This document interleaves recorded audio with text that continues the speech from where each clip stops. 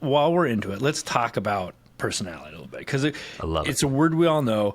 How do you define it, though? Scientifically, personality traits are often categorized using the 5-factor model that they actually brought up. 5 traits that make up personality, right? Extroversion, openness to experience, emotional stability, agreeableness, and conscientiousness. So that's real. That's real. That's a real model. Yeah, Okay, that's a real model. But a lot of these concepts are ways for us to try to understand the interface between our biology and psychology, what actually comes out in our behavior. So I think I understand all that. She makes the claim to Gary that you can change if you act as if. Well, I mean, you have to embody the trait rather than just think about it. You know, it's like the as-if principle, where you behave as if you are the person you want to be, and then pretty soon you might realize that is you. It is, in the colloquial term, fake it till you make it. Right. And there is a lot of thought. There's a lot of evidence to show that if you act in a particular way, you can change. You can actually change your habits. It's how you change habits. Extroversion and introversion isn't a habit.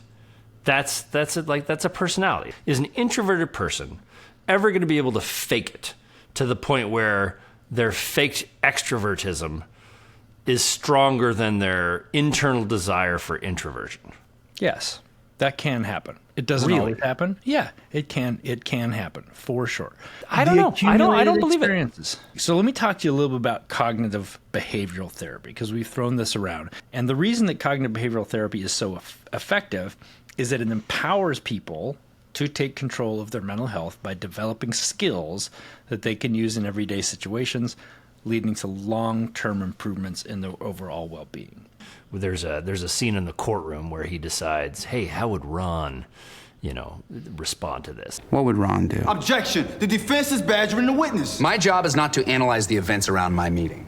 My job is to meet the client at those circumstances, complete the picture they've already drawn for themselves.